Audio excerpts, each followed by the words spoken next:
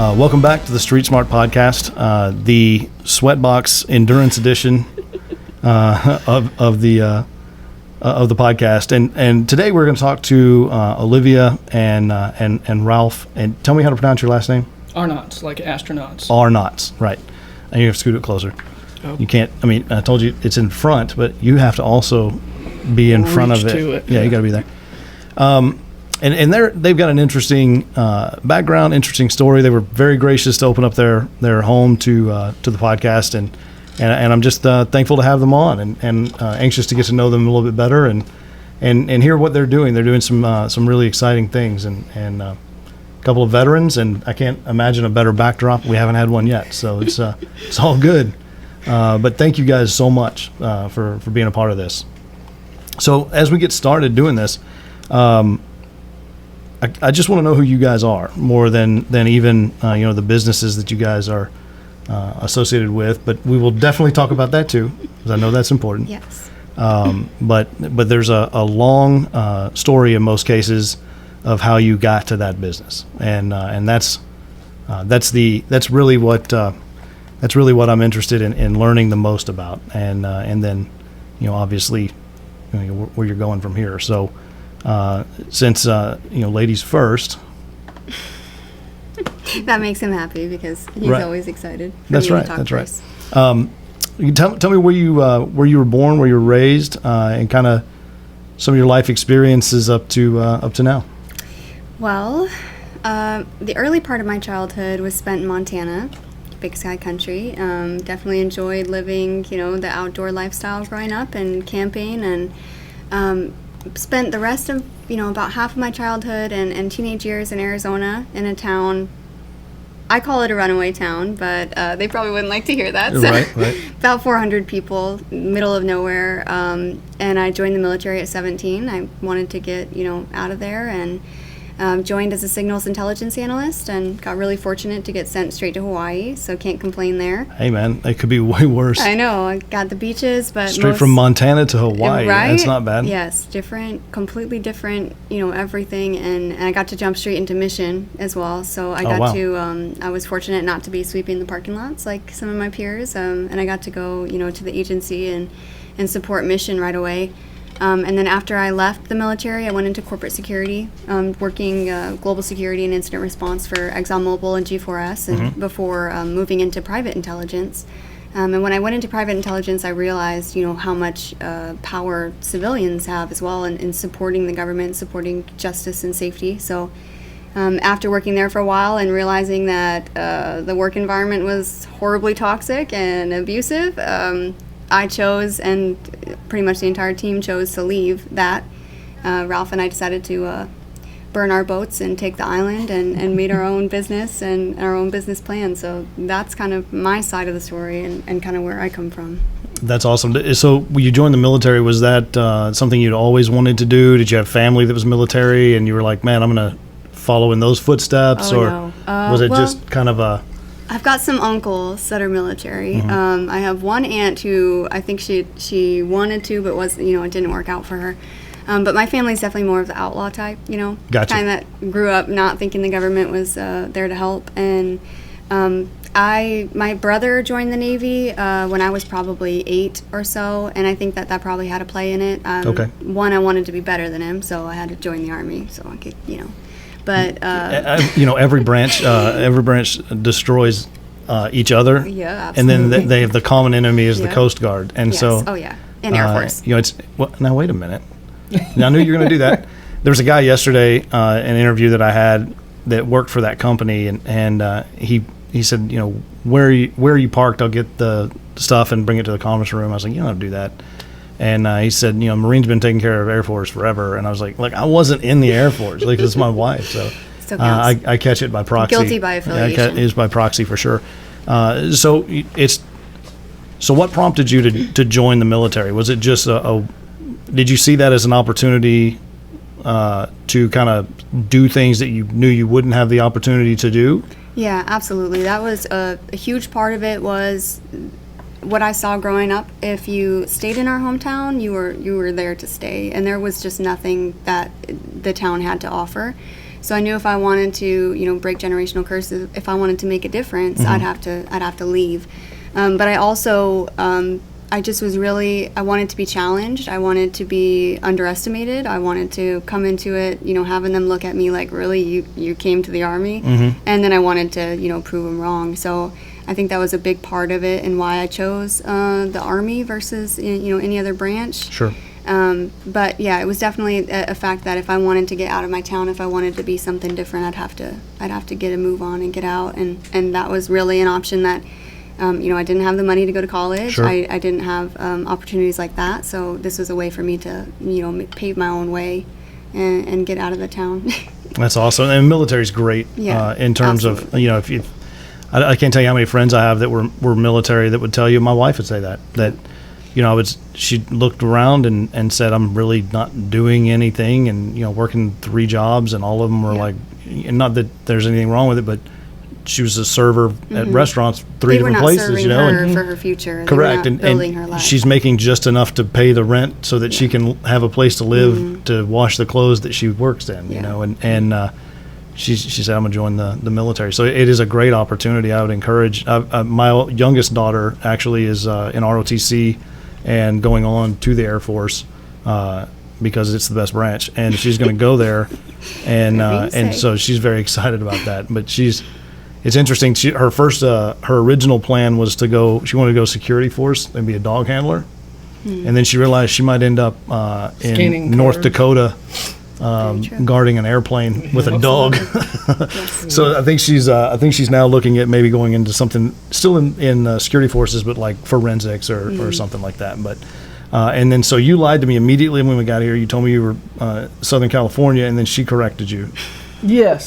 So it not a great way to start out, but that's okay. It'll work. It worked out. But so you were actually born in Cologne, Germany. Overseas. Yeah. I'm going to pin this to your shirt. All right. So it's going to be so there we go. Really awkward. I'm trying to keep like an open line here. Here we go. That's okay. Hey, the camera doesn't know that I can't see her. Yeah, it's fine. Yeah, true. Yeah. That's fair. That's fair. All right. So I was born in Cologne, Germany. Like the whole background from my family is my whole dad's side of the family, from his grandfather's side was all NATO. So they were all NATO. They were officers in NATO. My dad grew up in boarding school in France. So once my dad and my mom got together and all this, right, it was unique. It was like a cool situation. And my brothers got like fully raised there. When I was 5 years old, we moved to the United States and we went to Southern California. So when we came here, we didn't really have anything. So my dad's priority was to learn English, so we only spoke English in the house. So I was 5 years old, so I dropped the other language. I only spoke English. Every so often you'll see like I try to say an analogy or something, and Olivia literally does not stop ripping me one for this, and she'll be like, that doesn't even make sense. And until literally about a year and a half ago, she made sense that it's not his technically first language. It wasn't my first language, but I don't remember anything else. So his parents, I mean, the things that he heard growing up, the phrases, that we all, my mom says all the time, his are all kind of scrambled a little bit. So it's like really funny because you'll hear it and it will just, you'll recognize it, but it's a little bit off. And it took me a long time to realize, it's just the way his parents spoke. And I would swear by it, like, no, I've heard it No, before. that's absolutely the way that is what it is. Yeah. Everybody else is wrong. So clearly. Yes, you'll hear it. Yeah. So then just went to school, finished all that. So originally when I joined, I've always wanted to join, like that was a portion of it, but I wanted to join, go infantry, and then from there I wanted to finish like my contract, try to knock everything out in my first contract, get out and go to commercial diving school because I wanted to weld underwater. Oh, I got So you. I had grown up scuba diving, I've grown up spearfishing in Southern California, doing a lot of like outdoor stuff. No one in my family is an outdoorsman by any means, so it was me by myself and then friends. And then after school, like on Fridays, we would literally take a backpack, we would take canned food from our parents, take canned food, zip it up, throw a blanket in there, and disappear. We lived right on the base of the mountains. That's awesome. So and we would just go up in, we'd have fun, we'd hang out, or we'd go on adventures. Like there was 2 times before I joined the military, my parents told me no. I was kind of like a rebel growing up, and they told me no, that I couldn't drive cross country with a friend. So they were like, you guys don't have money, you guys don't have a plan, you guys don't have anything. As a dad, that seems like a reasonable no. Yes. Yeah. Yeah. Ralph wasn't very reasonable. I'm just saying it's a about reasonable 17, no. 18. But Yeah. I think I know where it's going, but it was a reasonable no. Yeah. Anyway. And I just hit 18, so I was like, all right, cool. They went to work in the morning. I literally grabbed a backpack, didn't plan, so they were correct. Grabbed a backpack, hopped in the car with my buddy who he had just finished all of his AIT from Air Force, so he was home to pick up his stuff, and then he had to go to Seymour Johnson out in, I think North Carolina is where it is. It's right next to like Greensboro. Yeah. And, so the furthest point from Southern California. Yep, pretty much. Yeah. So we went out there. It basically took his whole paycheck to drive home from AIT with his car because he bought a car and then drove home. So he had not a lot of money. It wasn't close to payday. I had zero money because I wasn't doing anything like productive in life yet. And we set off on this adventure, and it was cool. We watched midget wrestling in Dallas. We drove through all these different places. I learned how to drive manual during this period because his GTI was manual. And he was like, dude, I'm not driving the whole thing. So I drove from Dallas all the way to Mississippi, and that's where I learned how to drive manual. It was pretty easy because most of it was highway, but we literally, no bullshit, pulled off the highway into a dirt lot. And it was a used GTI, and everything on it was stage 2. Oh, okay. So it wasn't completely forgiving. And I learned in that dirt lot, and then he was like, all right, bro, bring us back on the highway. And I was like, let's all go. right, We gotta go say now. no more. Yeah, let's do this. That is definitely an adventure. Yes. And I'm pretty sure you can still see midget wrestling in Dallas. They have midget wrestling here sometimes, and it's always sold out. It's legit. And I did not know they it's couldn't always stand sold up. out because I try to get tickets every time. You haven't been? No. Oh. We'll keep an eye on it. We'll go. The highlights are a lot of them can't stand up on their own, so they have to like low crawl to the side and then use their arms to climb back up. That's and that's amazing. when the most violent stuff happens because the other one's still up. The most violent. It's All right. It's cool. So you go on this adventure across the country. Obviously, you made it. So fantastic. And how old were you when you joined the Army? I was 20. Okay. So it was 3 times that I was told like, hey, we're going to pay for school, like we can pay for school not to go, so I didn't go. And I was going to originally join with my best friend. Well, the second time I was like, look, dude, you just go. Don't worry about it. Like, if this doesn't happen, I'm still going to join. Sure. Ended up not happening, so I was like, okay, cool. So I still went back, and then I kind of didn't really tell too many people or like parents or anything until after I was like already going to MEPS to go like swear in officially and everything. So there was just who no he going is. back. Yeah.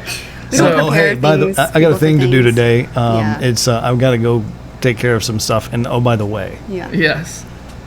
So- So it was interesting. And then, ironically, though, I did go talk to the Coast Guard first well, because I'd played in the water my whole life. So I was like, all right, being a rescue swimmer, because I played water polo too in high school on top of wrestling, like all the way through. So I was like, that would be like a job I would enjoy like thoroughly.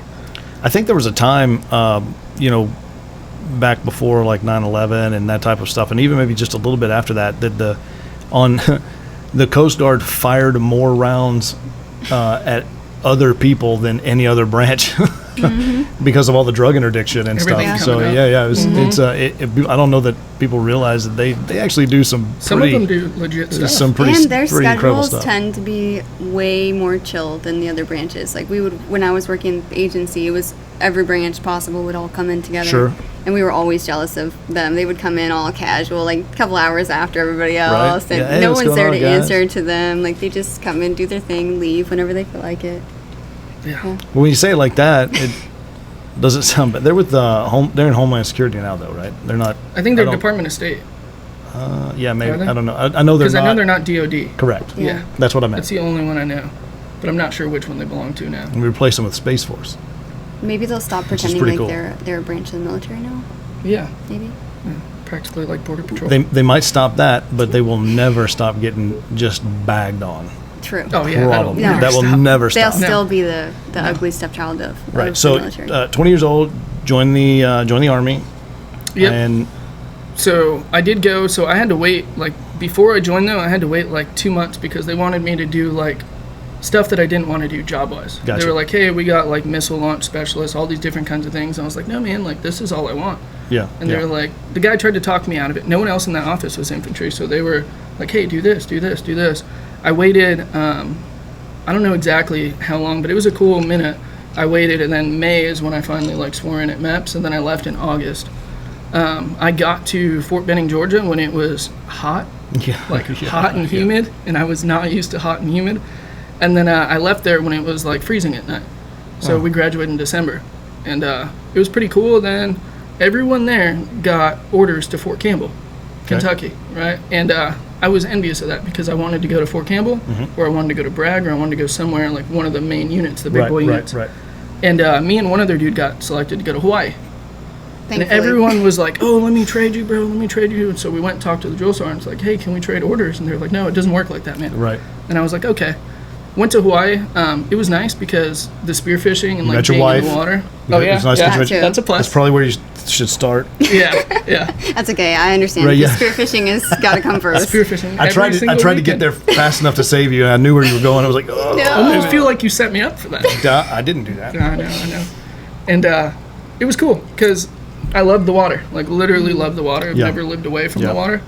And then that was it. Like after our first date, it was she would go and she would literally lay on the beach like before the sun even rises, and we'd be in the water spearfishing. We'd get out around noon, and she'd still be laying on the beach, just have like a grand old time because she likes her alone time. Yes, I do. So then she's with me, but not really with me. So she's checking my box because now my girlfriend at the time came with me to do my event. Right. But I don't actually have to like talk to anybody. That is A1 in my book. So that's a solid relationship. I'm not gonna lie, man. That's awesome. Yes. Yep, we got it good.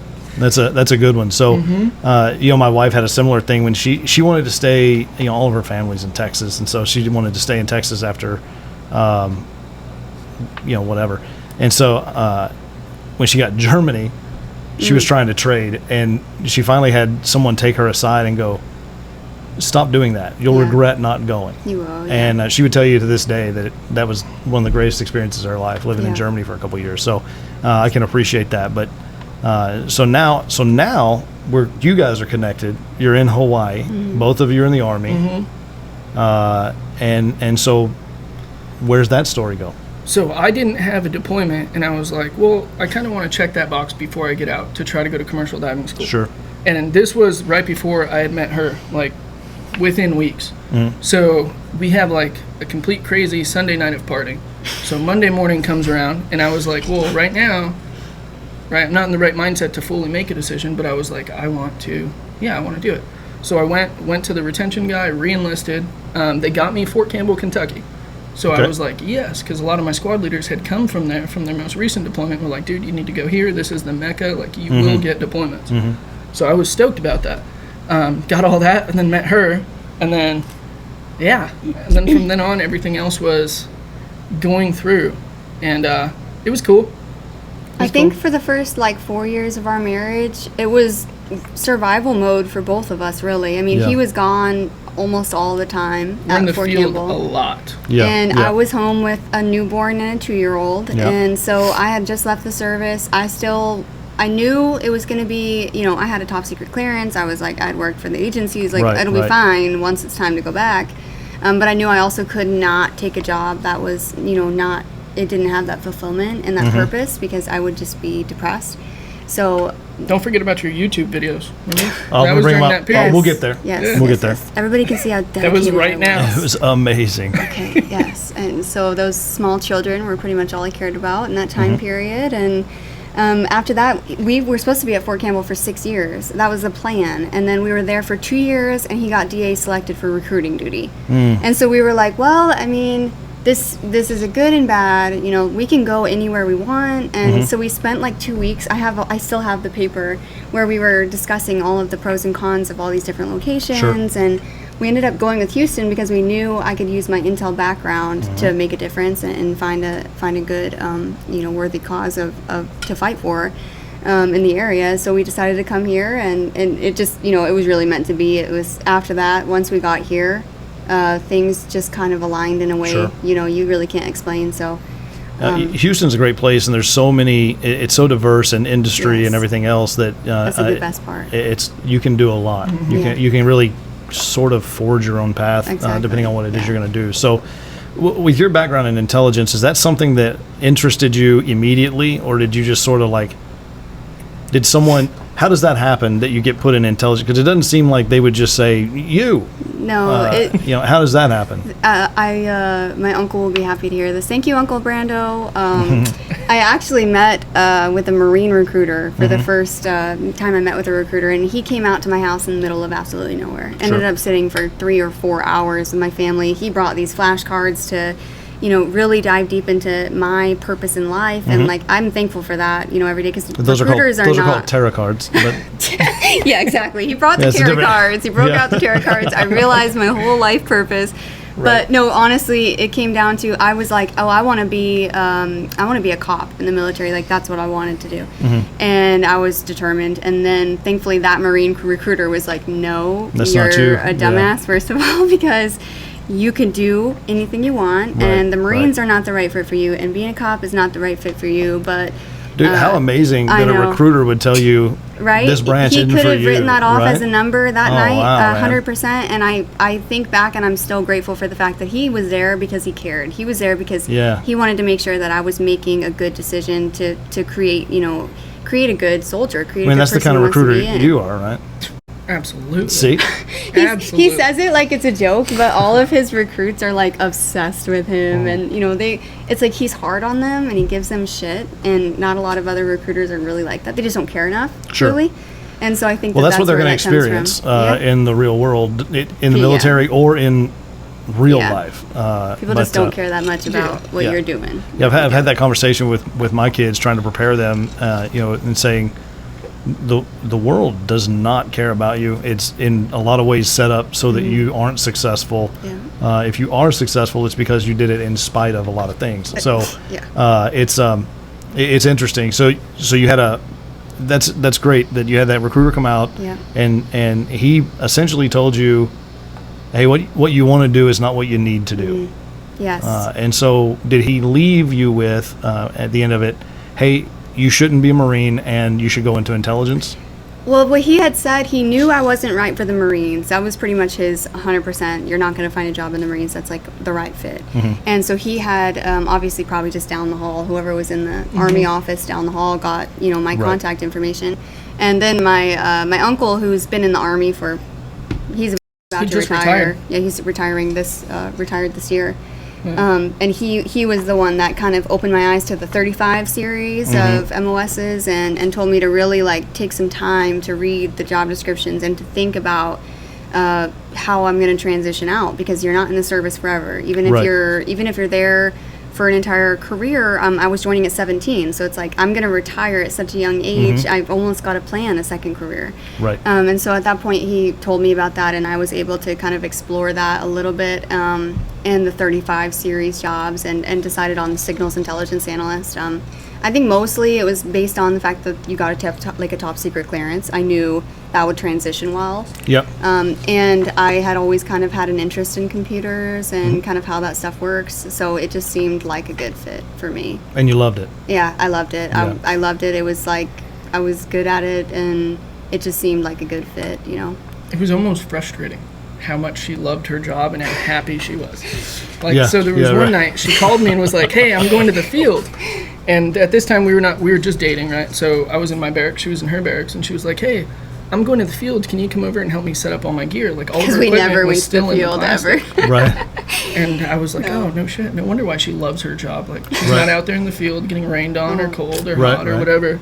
And so I go over to her place, and I get there, and she's like, hey, this is all my stuff. And it was all in plastic still. And I was like, hold on, how long have you been here? And she was like a year. And I was like, and you've never opened up any of your gear? And she was like, no. And I was like, look, dude, instead of setting your shit up, just come over to my barracks. I'm not going to the field this week. You take my stuff and you go to the field with it. And she was like, okay. She's happy as hell. Goes, gets on the helicopter. Sure. I know my shit's set up right. I'm not sitting there with any doubts. Right. And she goes out, and she's all excited about going to this training area. And it's where we do the land nav out at Schofield Barracks. But when we would go, we would walk. They took helicopters. We would straight up walk all the way out there. We don't do that. And then we would get vehicles to bring us back. And it was hills, just hills. No, we took a Chinook to get there, just to tell you the difference. We were that is not, passable terrain. Yeah. We're going to go ahead and take a flight. Yeah. And based off of that training, they should have gone to do land nav a lot more. Yeah. Oh no, it was a disaster. You can't put. So what it is though is like I worked 4 days a week. I would work 4 days on, 3 days off, and I report to the agency. So I'm not going to my unit. I'm not going to PT in the morning or anything like that. So it's like you almost get into this mindset that you're not even in the Army anymore. Yeah. You just go to work. Like you've just got this work job, this corporate job. And you didn't have to wear like I or anything. we did, but that was it. Like you're not wearing okay. your gear, you're not bringing a Camelback, like nothing ever. And so randomly we have to go out to the field. I wear his stuff thinking I'm confident in it, like infantryman stuff. It's set up. Dude. And we had this one NCO who just had it out for me. Let me tell you, he had it out for me. And later we find out he was sleeping with some lower ranking soldiers while he's married with children. So that may have been I wasn't interested. Might have been a problem there. But he came up to me and he was dogging on the setup, and he's telling me, oh, you're not going to be able to wear that mag pouch right there because what happens when you got to throw yourself on a berm and blah blah blah. He's just doing what he can do. Well, you throw yourself on a berm and I'm like, is what you do. I don't care what's there. I'm going on the berm. Oh no! Oh, this mag pouch is poking me. Something tells me if I have to throw myself on a berm, I don't care about that mag pouch. You'd rather have your mag pouch accessible, correct, than have something poking you in the ribs. And that was such a funny time for us because he was just on me that whole entire training. Sort of exposes himself for how little he'd actually done anything, Exactly. 100%. Come to find out, someone in my leadership went to a school with that dude later on. Yeah. And he was telling the story, and he was like, oh, this dude's such a kiss ass, blah, blah, blah, through it. And he was like, they go around asking each person one question. And he was like, that dude was right before me, and he said 6 answers. And he was like, so I'm sitting there well, fuck, that doesn't really leave anything else. Right. And goes through, and then he was like, yeah, he's some intel dude. And Olivia's like, what was his name? And it was the same dude. Because he was the only one who had been through Pathfinder. Oh, okay. And so we just knew, it was the same guy. Is that guy? Mm-hmm. And you know what? It makes sense, because guys who go through Pathfinder are usually the guys who are so maybe with you guys. With us. They're squared away with us. If you're intel and you go Pathfinder, you're just questionable. Yeah, you're sketchy. Yeah. So I understand wanting, when you go to the field, to have gear that looks like it's been to the field. Yes. I'm lifelong oil and gas industry, and in the 20 years that I've been oil and gas, I've started field and on up to where I am now, and now I don't get a new pair of work boots, every year like I have before, and so sometimes you end up oh shit, I gotta go to the field. So you go buy a new pair of work boots, and you get clowned on so hard for having a brand new pair of work boots. And a funny story similar to that, one of the companies I was working for was drilling an oil well, and the bank that was sort of funding it wanted to come out with some bankers and see a drilling site, you know. So we're out there, and all these bankers pile off this bus in brand new boots, and the drilling superintendent, just this old, crusty dude. He's been drilling oil wells since they did it with a shovel, probably. And he leans over to me and he goes, bet you can get a smoking deal on a pair of boots after today. And I said, you're probably right, man. If you're looking to offload those, because they'll never wear them again. Yeah. So you guys are now you're far enough along in your career that you're doing some things, and you're where you wanted to be in Kentucky, and so then what's next for you guys? So there's a helicopter outside here. Yes. Did you do that? Yeah. Okay. I called that in, Had my people call. Fair enough. Well, it's literally, I think it's one of the flight paths for the reserve center up in Conroe, aviation.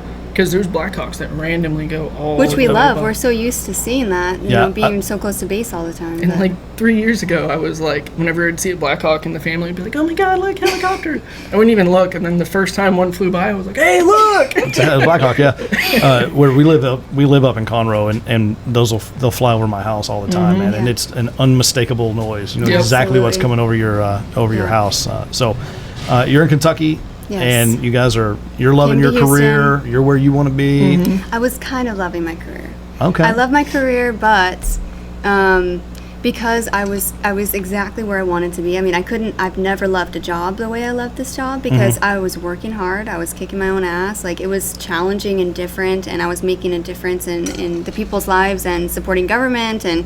But the workplace culture was so toxic. You're still in the military at this time. No, I was out. Okay. No, we're talking about Kentucky. Oh, Kentucky? Not Texas So yet. We're not to Texas yet. So, okay, sorry. Keep So up. Kentucky surprised us, is though. Like, we full-blown had plans college for mom. Kentucky. Yeah, I was college mom at that point. You know, basically, I don't want to say single mom, obviously, because he was paying our bills, but he was gone, you know? It You was got like... space at your house after this? I do actually, yeah. Yeah. Yeah. Anyway. I can pay rent. You're welcome. Well, you're welcome. I just, like, it was... You'll be the first one. It was just, it was like, that was survival mode for us. Sure. He was gone. He needed to have that point in his career, though. He needed to be pushed there, too, because that's why he joined the service. Like, he had that desire in him to serve. And so I felt like that was his time. That was for him to do what he was called to do. And I worked on what I was going to do after. And then we got surprised and decided to come to Houston. And that's, like, where we really, like, this is our first house that felt like home. Sure. This is, like, the first time I got, I entered back into the... security world, working for ExxonMobil.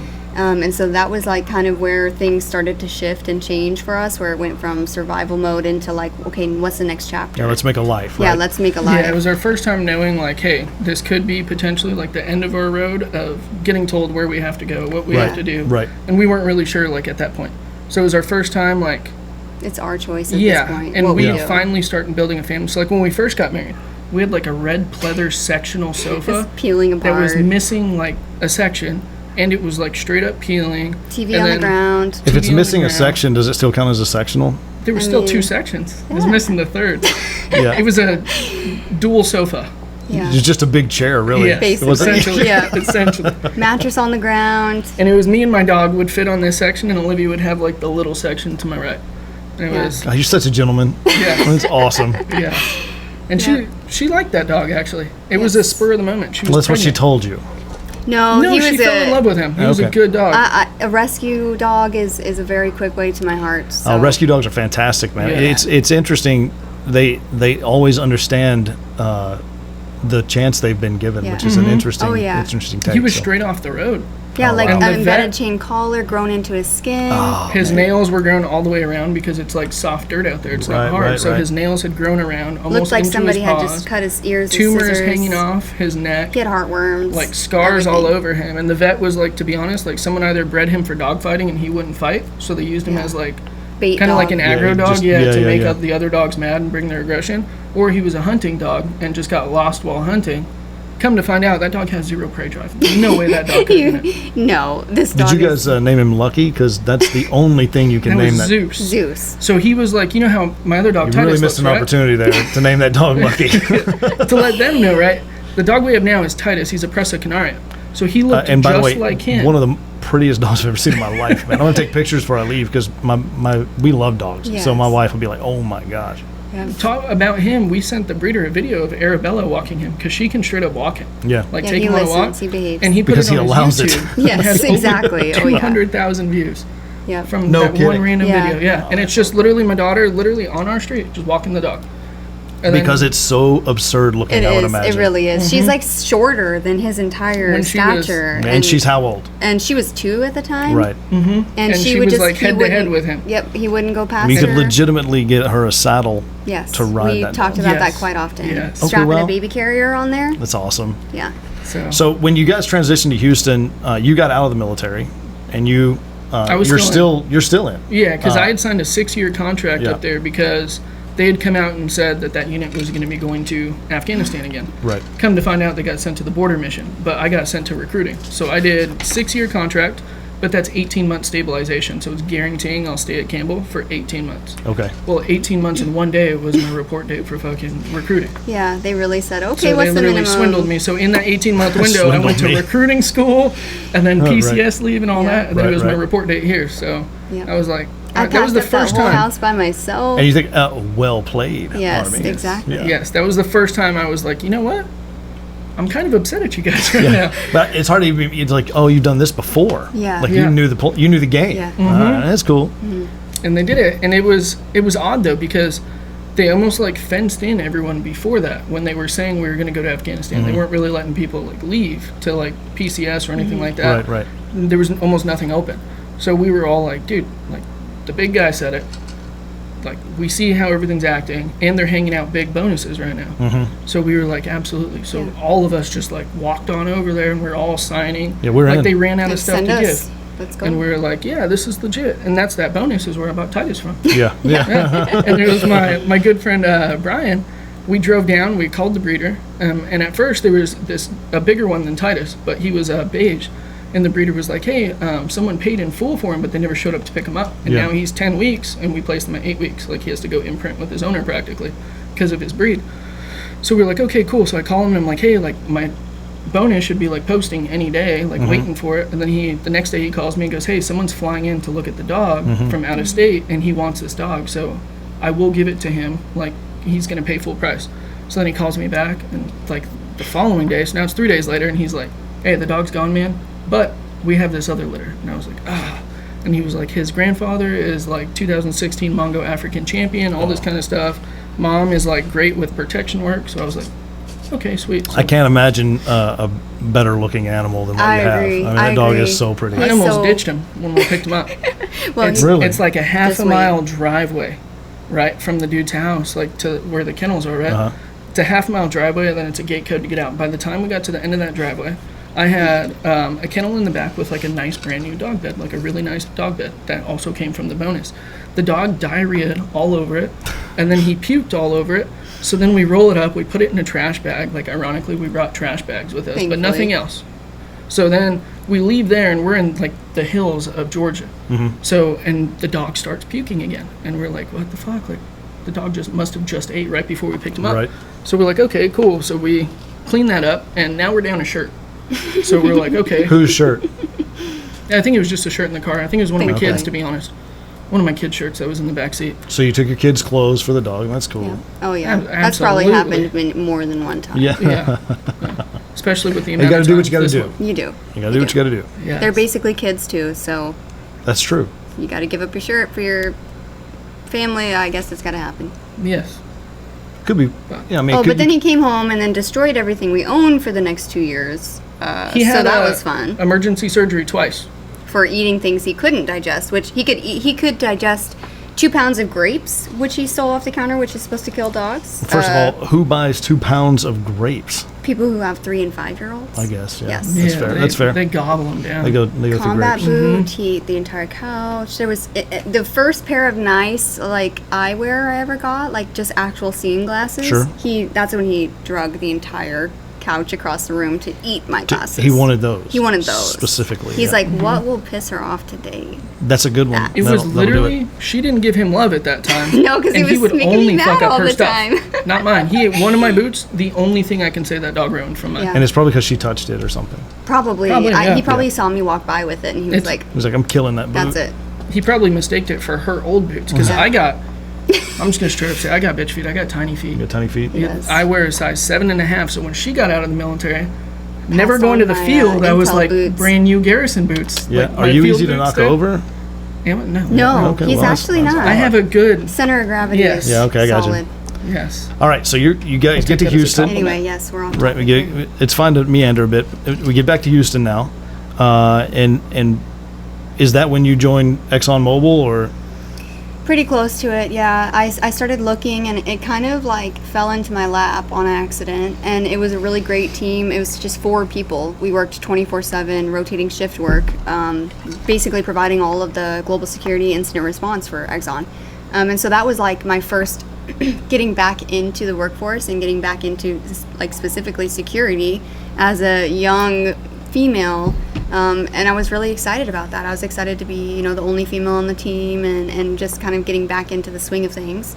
And I loved that, but the issue for me, and I went into another GSOC after that, G4S, and helped them kind of like set up their SOPs and things like that, but it was all reactionary. There's no proactive Right. intelligence work. It's Hey, like if you you're get basically kidnapped, we're told gonna like do this. shut up. Like you're like, Yeah. hey, I've realized there's a pattern in behavior in this area, and they're basically like, does it apply right now? No, shut up. Like Right. we've got a team for that. And so it was like for a while I loved the GSOC because yes, we're helping people, and yes, there's that like they need me here to help them. But there was that giant part of I wanted to be doing more, and I felt that it was holding me back, and that there was so many restrictions, and and that's when I went into private intelligence, and that was kind of like my first time seeing, where private intelligence agencies, we tip off the FBI. Like, that's where those things come from. It's from civilian people saying, I've seen this thing, this is wrong, here's the evidence of that, and I can prove that these people are involved, here you go. And then that's kind of what starts the investigation from the government side a lot of the times. And so I got to kind of see that, and it was the toxic work environment, but it was also working on projects I just couldn't give a shit less about. And like, I'm dedicating time and my brain power that could actually be going to good. Sure. And so that was kind of like where we were like, we need to work on projects that we care about, that make an impact and make a difference. And you guys figured the only way to do that would be to do your own thing. Yes, because we knew that anybody else we worked for isn't going to see the value we see in exactly the way that we operate. So how did you get comfortable with, like you said, burning the boats and taking the island? Like, how do you get comfortable? There's only one way to do that. There is no comfort planning. level. You just have to take that deep breath and just jump, because it was at that point where we're saying, I could be doing this better, more effectively, for a better purpose. And the only thing holding us back is just that one decision of saying, okay, I'm going to wing it. I'm going to do it myself.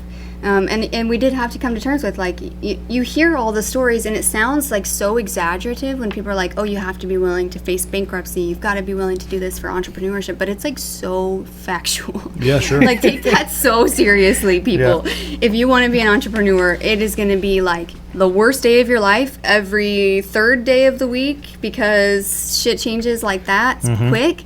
But also, like, there's been times where, we think to ourselves, okay, we have this many days left until, funds are running low and we've got to think of other options. And so it's like every day is just a fight to get to that level. Sure. And then to build it up beyond that, because we have so many friends who are so deeply ingrained into the business plan and so supportive and involved that it's not just our plates that we're thinking of. Like, when we're doing business, we're like, oh, I've got 10 plates to feed tonight because our buddy and his daughters and whatever it might be. So that was kind of like what was our pushing factor, was that it's not just us. Yeah, and it would be like easy to come up with excuses not to do it. So easy. But the thing that's easier than that is, like, when you burn your ship, like, you're going to be in the water for a minute until you get on the beach. It's like, while you're drowning in that water, like my Jeep, we almost lost my Jeep.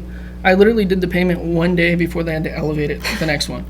And it was 3 months behind. And we were both sitting there like, dude, like, it's about to go bye-bye. Like, we're about to be down to one car. We had to fix this. But to us, that was also stuff on the house. And we were like, we're about to sink right now. But we're so far in right now. We're young enough to where if we get bankruptcy, who cares? Who cares? Start over. We'll go back. Like, we know she can get a job easily. I was working an over 6-figure job, like, without a problem. So for us, it's like, this is a voluntary suffer where we're like, we don't have the groceries we want. We're eating cheap. We're not going out ever. We're not wearing the coolest clothes. But we get to this point where it's like it's worth it, because in the future, it's not only going to benefit our lives, it's going to benefit, our children's generation, friends and family, and like that culture that's missing in so many corporations that we see. Like, that's what we're building. So you're looking to build, like, generational change, yes. Obviously, and your daughters are watching this, and they're thinking to themselves, and they're young still, like very young, so they don't quite understand. But they see it. They see it every they day. Absolutely probably see it, and they feel it when they're stressed. What it's for. Correct.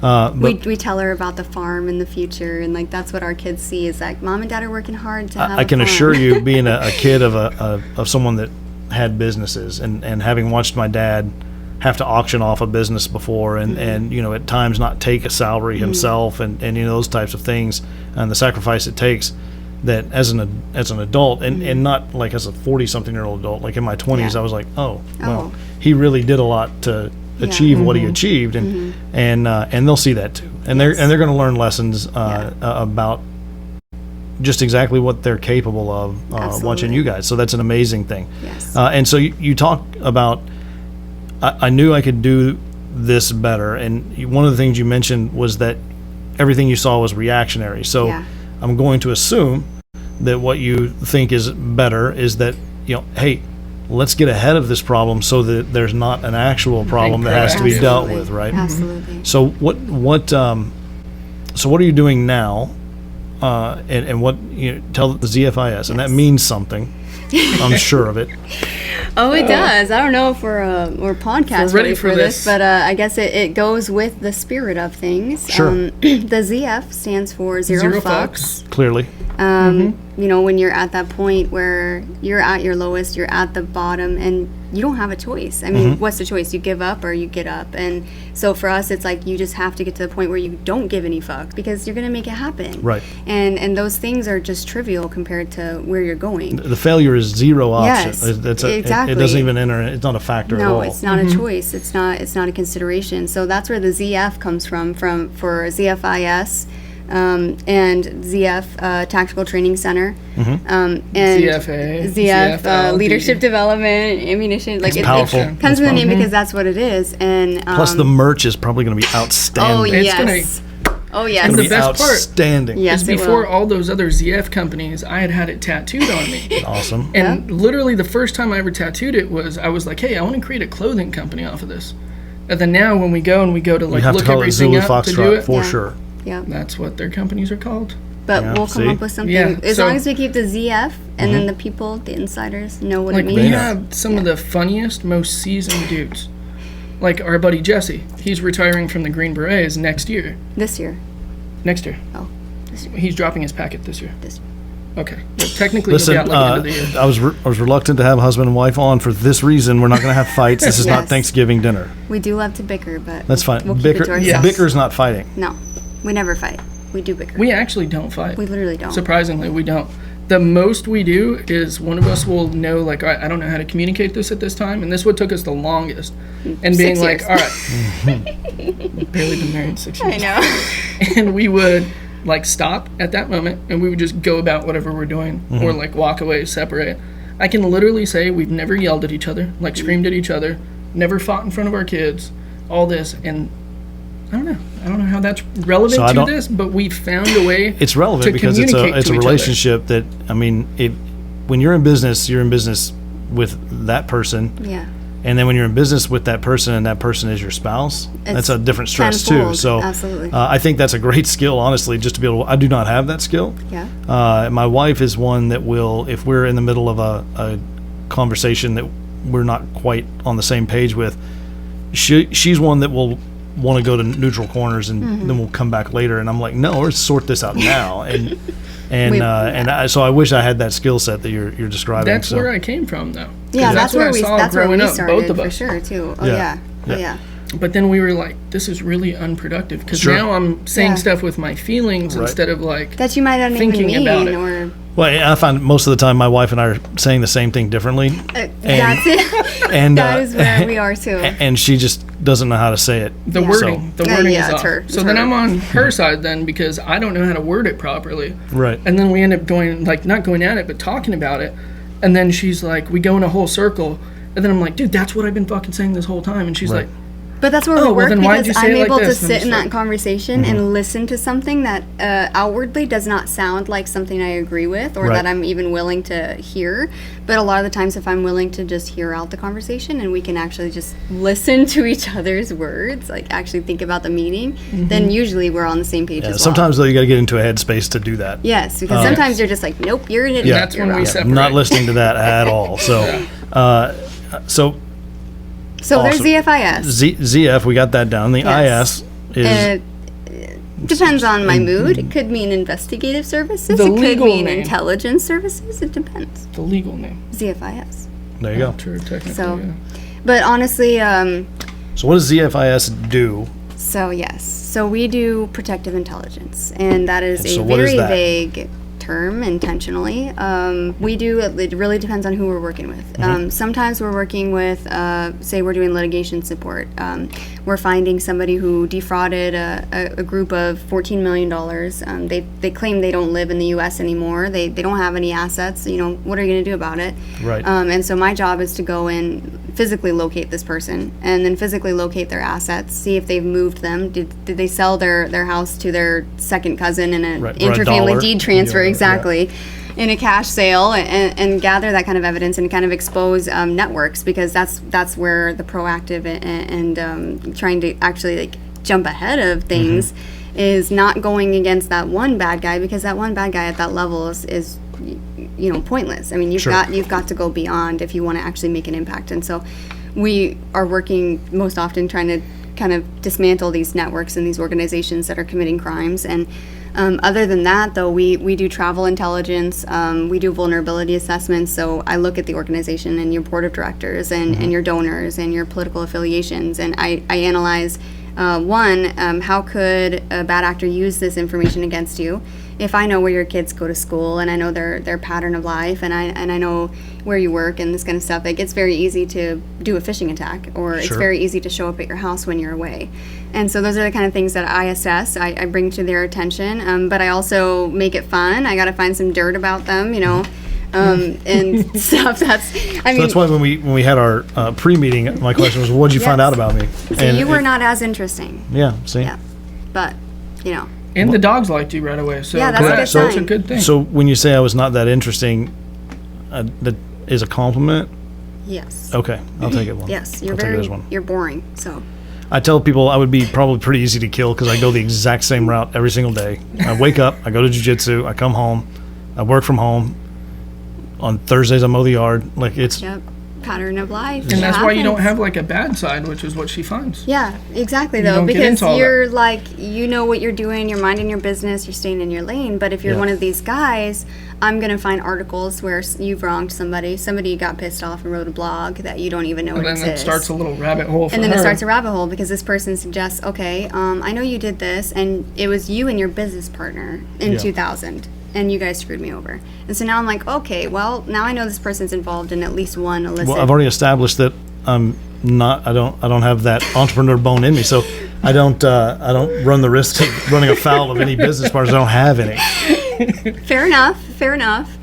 But usually the guys we're like going after, they're usually not. It's not their first time. It's not their first go around. We're getting the calls that $1 million is missing and we don't know what happened, and so they need to know what's happened. They need to understand the methodology of it so they can prevent it, and they also need to understand, is this going to be taken care of and taken care of in an effective way? Because if you just take down that lower level guy, like I said, that's usually, it takes 2 seconds to replace him. Oh, absolutely. The head boss is going to just call up the next guy who lives, down the street and be like, hey, your shift is up now, bud. Like, sorry. Hey, next man up. Exactly, no problem. And then that's why nothing ever happens. Nothing ever fully takes effect, because they just find a new victim, they move on, do it again. Yeah, there are plenty of marks out there for sure. Yeah. So this seems like it's obviously something that you're very good at, but it's also a passion, right? It's a passion, yes. Yeah. This is the first year that I'm being called passionate versus excited or overly excited, because I do get passionate about it, because they all mean the same thing, right? Yes, exactly. Just so you understand. One seems less insulting. It's passionate when it's like the kids go to bed. She's already done with work for the whole day. All that. Yep. Kids are out.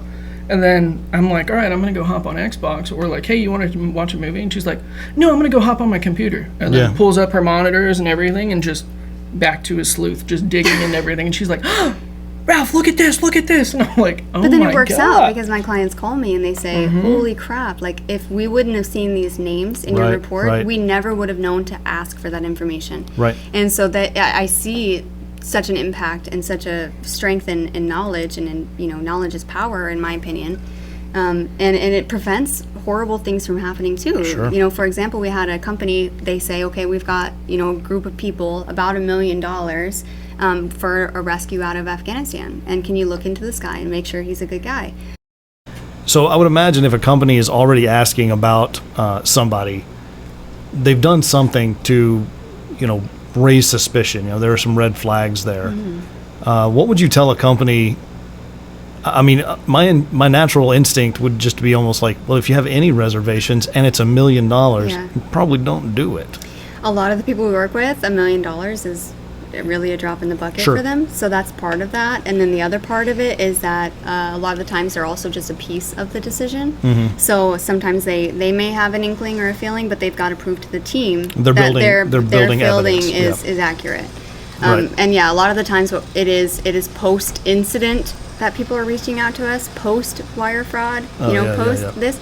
when and you don't get that money back. No, usually of course it's not. gone. Yeah. Yeah, and this person isn't stealing this money because they're well off. They're not stealing Right. this money because they have assets. Like they're Right. stealing it because they want it. And so It's not a game to them. no, a lot of the times, like that person doesn't have money to pay you back, and if they do, it's probably your own money. Right, you just get your money so back. you That's might right. get a portion of your money back, and That's Everything right. else is gone by be the time owed you for get the to rest it. of your life. Yeah. So you guys have you have other companies, and one of you have a nonprofit, and they all sort of play In a off of circle. each other, right? So there's they each form a complementary piece of the other one, and so you have Zfis, and then what's the next piece? The next piece is I'll let Ralph tell So his we side have of the the house. ZFTTC.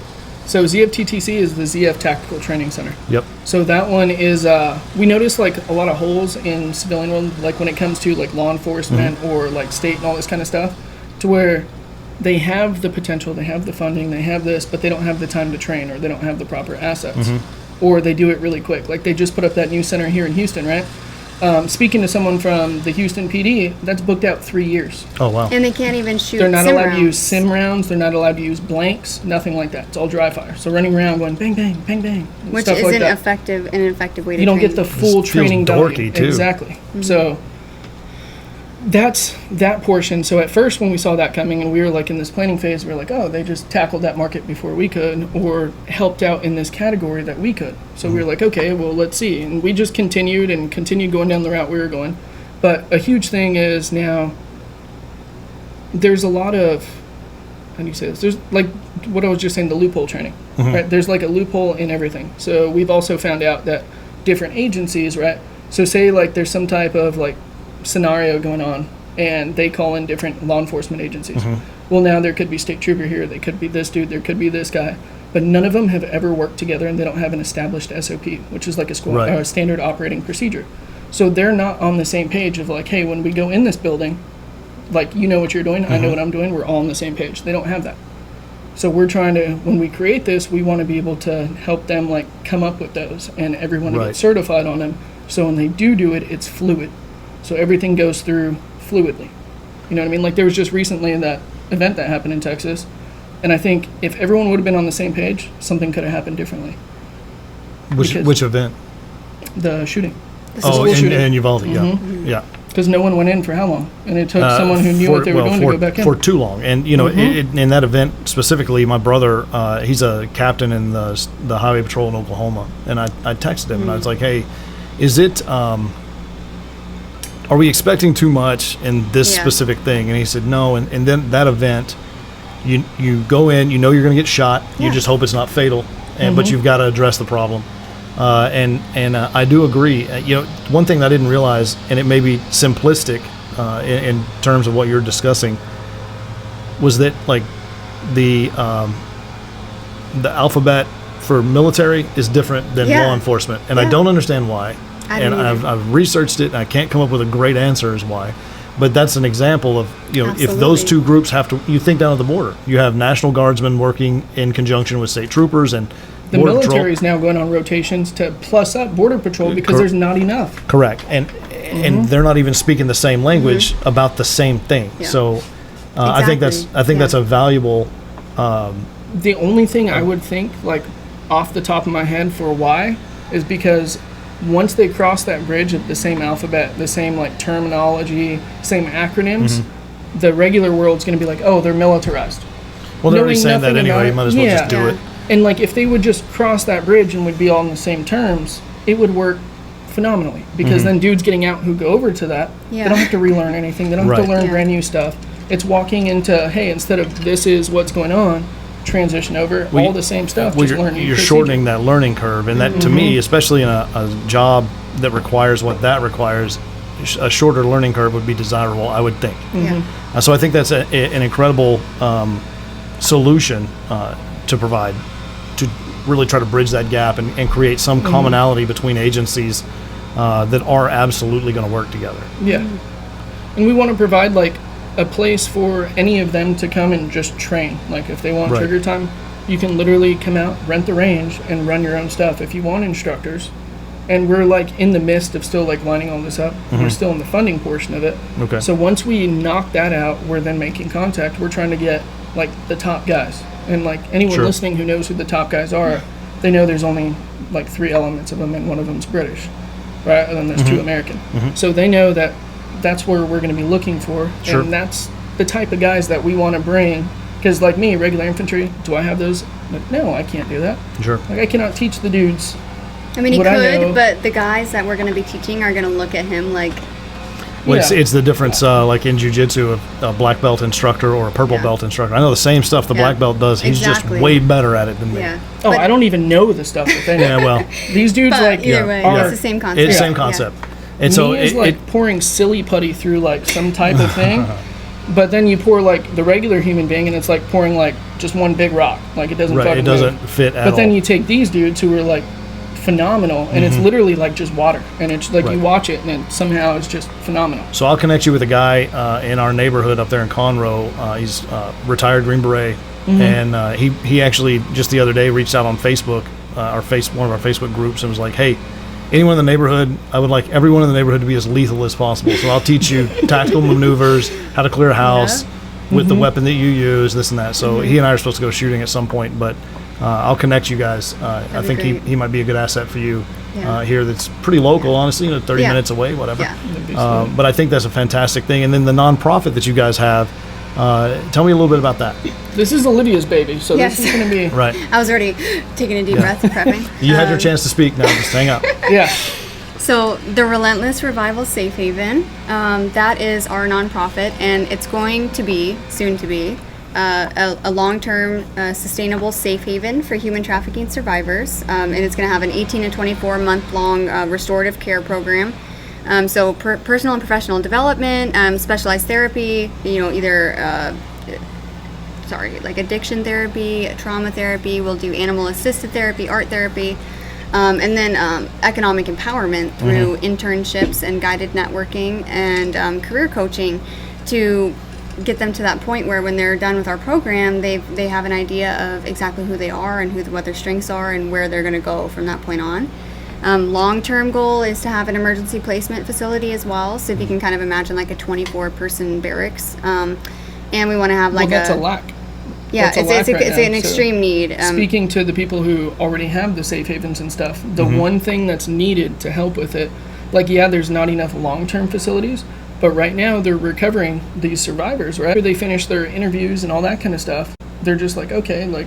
You can go. Yeah, like, You're free where to are they go. supposed to go? They've been they're going to go right back to where they were. Exactly. If they do, right and if they do, they're going to be beat up. They're going to get their money taken away. It's going to be horrible. And if they don't, then they've got the clothes on their back and the streets. And there's this tower of power, and wherever they were, when they leave and come back, they're right back to the bottom. Yeah. Right. So they have lose no options. Everything. So it's not like hey, reach out for help and guaranteed I'm going to get help. No, it's like we are probably not going to have help for you. We will not have help. Like, so now it's a gamble for them.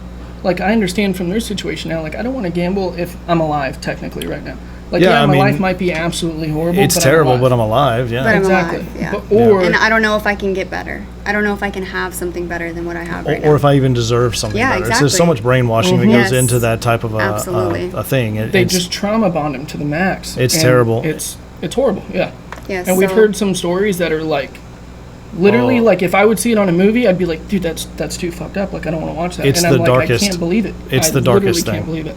I used to live next door to an FBI agent that was a cybercrime agent, and I didn't even stop to think about what he dealt with until he and I were talking one day, and I was like, so what do you just deal with, like embezzlement or whatever? He's like, no, man, like kiddie porn. And I was like, oh, well, never mind then. I'd never want to talk about it. Yeah, you're dealing with the people that have to hide from the public. Right. The ones that go, to the cyber world. His point that he made to me was, imagine going into a home of someone that you've never been in their home, and when you walk in, you just feel it is a gross place. Mm-hmm. And he's like, you know. Yeah. Your skin crawls. It just feels gross in that place. Yeah. And so, man, that's amazing. I think it's sadly something that is needed, right? But it's great. And so those three things will go together. They'll complement one another. And one thing I've noticed about entrepreneurs, I've said this on another episode, is that entrepreneurs tend to be some of the most giving people. They always, it's like, oh man, we're going to give back. Yeah. And it's hard to give back when you're working under somebody. You're not making enough, or you don't have that ability to direct money or direct energy. Yeah, especially energy, because that's really what it is. It's most often it's like it is energy, because by the time you get to the point you can give back, how much energy have you given to get to that point? Yeah. A lot of it. Exactly. For sure. So you finally get to that point where you're like, hey, I can give back, but I have nothing left inside of me to Right. even care about anything at this Right. moment. Man, that's awesome. So is that an active thing already, or is that in the works? Or so it's active. Our entity exists. We are waiting for our tax exemption status, which is going to be a big deal for donors. So that's kind of been holding us back. We did have legit attorneys file it. Yes, so hopefully it'll be back in the next couple weeks. Our good friend that literally I worked with in Hawaii, right? An Irish dude, ginger guy, dirty blonde. Phelan, Just right? Ginger. Yeah, he's been since. Okay, dirty blonde guy, right? Since Hawaii, like we've played video games every single night together. Well, just about every single night since I've known him. When we're not in the field, and he's a civilian, he's already transitioned and all this kind of stuff, and he has literally been like the one saving grace. To where for a while, like we'd play at night, and like I didn't tell him anything because I'm not open about that kind of stuff, especially with friends. And one time I slipped about it, and he was like, "Dude, let me know if you need help, man." And he was like, and then like we talked to him about everything we were doing, and then he was all stoked about it. And then later on, about like a couple weeks later, like we were about to, like Jeep was about to be gone, like house was toast, like everything was toast. And that was right before we are like to where everything would be comfortable. So it was that point, and I was like, dude, I'm drowning right now, man. We are so deep. And he was like, well, what do you need? And I told him what we needed, and he sent like a lot over that. And I was like, bro, I'm taking care of my mom. I'm at home right now. I don't have much overhead. And he was like, and I get paid ridiculous amount of hours. And he knows that we're the people that we're going to return it tenfold, and we're going to take care of him for, long as time goes on. And he knows that motivates us too, because he's part of the team. He's part of the family. And regardless of what happens, like he's taken care of in our eyes. Like we'll make sure that happens. And we've been fortunate, like our friends have been so supportive and so like, oh no, they're gonna make it, no problem. Like all of our friends, when we have doubts, they don't have a single doubt in the world. Well, I know a lot of entrepreneurs, and all of them have the same traits that you guys have, and it's hey, this is what we're doing, and we're doing it because we know it's the right thing to do, and we know it's the way that it needs to be done. Yeah. And you're solving a problem. Yes. And you'd be hard pressed to find an entrepreneur out there that's had any level of success that hasn't had someone help them or encourage them or whatever. So I would say don't shy away from that help, and then when you're able to return it, be helpful. And then that was the sweetest part was after that first initial help, he was like, hey man, he didn't ask for jack shit in return. He was like, didn't ask for like a percentage of the company, didn't ask for anything. He was like, until you guys get good, all the company bills for like the software, anything, he was like, let me know how much they are. Wow. And that was it. Obviously, for us, that translates into ownership. That translates into you us, have an invested we're giving interest you a percent in what we do. of every single one that we're doing. Because like without him, the Jeep would have been gone. The house would have possibly, like we were on the rocks. I don't know. Maybe we could have navigated it. You know what I mean? But thankfully, we didn't have to like drop into that category of hitting that. You didn't have to figure it out. He helped you with that. So and now you're to a point with the Zfis stuff where you've got good clientele. Yeah. You have steady work, and things are looking up. So then float our boat for the first time, we've transitioned to uphill. Yeah. And now we're on that uphill track to where, in the very, very, very near future, we're going to be able to start giving back. That's awesome. At least in that category, and then it'll keep like our family self-sustainable 100% without a doubt, just off like this next week. Keep us 100% self-sustainable for like long term, right? To where we can continue to look, because the biggest like issue we have is with an investor is like-minded. Right. Like, yes, the money is amazing, and yes, we've ran all the numbers, we've ran everything, like it's profitable, it's a great thing. But we don't want someone who's just about greed or someone who just cares about this. Like, you have to care about the people. You have to care about the mindset. You have to care about the environment we're trying to create. Well, you got to care about the mission and know that the ROI is there. Yes. Yeah. Because the mission is sound, right? We know we have the card because the ROI is there. Yes. Like on this, it's a really big investment because it's 5,000 acres. Wow. Yeah. Right, so it's a large. That's majority of that. That's a little bit less than half. Do I get Of what it is. free access to come shoot and stuff? You do. Yeah. We'll give it to you. The whole reason I started this podcast. Only if you let me sit there and sweat again. Nail it. Oh, you Yeah. can. Yeah. It I will be don't know Ranger that'll be- panties next time. I won't be able to She stop turned him. me down. I was like, all right, hey, can I? Since the table is there and it's so hot, can I wear Ranger panties? For She sure, was you can like, wear. You "Absolutely could not." have, and I have Ranger panties. I should have. You know what I should do? See, I should, my mindset was like, well, he's not even really prior service. Like, well, didn't think you would you understand. don't Can't just understand. I have show up in so many Ranger friends. panties. I have so many friends that are military, Yeah. and many of them will wear Ranger panties Yeah. under their jiu-jitsu gi and whatever else. See, the I'm gonna second I have- heard he did jujitsu, I was like, all right, he's basically the same Well, line as us on. Yeah, well, jokes so and here's the everything. thing. So here's what all of my buddies that are military will say. There are two things that sort of grandfathers me into that. Oil field, lifetime oil field yeah. is Yeah. horrific as you can imagine in terms of crudeness and jujitsu. Those two things, You're good. just a bunch of savages. It They're will just, not offend you. never, That's for sure. not a chance. And there's a good chance that we will offend everything else around us, Good. though. But that's how okay. that's how we do it. That's their That fault. is literally how it goes. That's their fault. I apologize. You're so sensitive. Yeah. Hey, man, that must be rough living life like that. Literally. But you guys are. It's awesome to have you guys on. It's great to see. This side of it. Several of the episodes are guys that have established businesses that've been doing it, and they're off and We have to running, remind right? you that we all suffered. We're in the suffrage, we're Well, working here's our the way thing. out of We're it. coming out of the. We're out of the right suffrage Yeah, now, well- but we were fresh. We're fresh Yep. suffering, so we're like, we still remember. So the guy I interviewed yesterday, he is not in the fresh suffering stages, but he will tell you that. In fact, what he said was being an entrepreneur is he labeled it a special kind of sickness, but then he said it's literally like, hey, by noon you think you're going to be a billionaire, and then in an hour you're broke, and then So by the many end of the day times. you're like, I'm gonna be a billionaire again. So And it's many just times. over and over and over, Absolutely. and I'm thankful that there are people that are geared that way, because I'm just not. Where my skill set lies is helping the entrepreneurs be successful, and not just with this kind of stuff, but companies I work for, the term I think they use is entrepreneur. Yeah. Right. You Someone want who- them to be successful. Right. Support their I'll work success. hard to Introduction, make you so successful, and then in turn you'll Yeah. reward me for that by keeping me employed or whatever. Yeah. But at the end of the day, It's like, it's something that if there weren't people out there that with that mindset, there would be no growth. There in a lot of ways there would be no America. There wouldn't be a lot of the things that we've come accustomed to know and love. And I think that the things that you guys are working on, beginning first with the Zfis, and then obviously the nonprofit is going to be amazing. It's going to change lives. Yes. And then the tactical shooting thing, with me having free lifetime membership is awesome. But just being able to get those agencies to work together, I think, Yeah. is critical. Yeah. And I, man, it's awesome. It's great to sit down and talk to you guys. Thank you for opening up the garage of your home for this. Anytime. I definitely am thinner did after you want this. the cool backdrop, or did you The want backdrop- just regular house? Well, we had that discussion, and you did give me It the is option to nice. move it to 7 o'clock, and I was did. like, first of all, it'll still be 95 degrees It at will. 7. Yes. Yeah. But I had some other commitments I this look evening, like I'm so on spring break over here. Right. Well- My white shirt.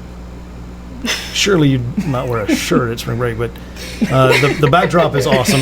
But at the end of the day, man, you guys are incredible, and what I want to do is I want to check back in with you guys in a year Yeah. or whatever, Oh, and just gosh. see how It'll be things are A going. lifetime We'll difference. have this at the facility next Correct. time. Yeah, Yeah. that'll be a blast. The Yeah, intro right? can be you shooting on the range. Everyone can view you and Be give you so some impressed. They're judgment. gonna be so impressed. Exactly. Yeah. Yeah. They'll be so impressed. But again, I can't thank you guys enough for the hospitality and the time, and your stories are amazing. And just thank you so much for being a part of this. Thank you for inviting Appreciate us. it. Thanks for having Yeah. us. Seriously. All right. Thanks, guys. Yes, Thank thank you. you.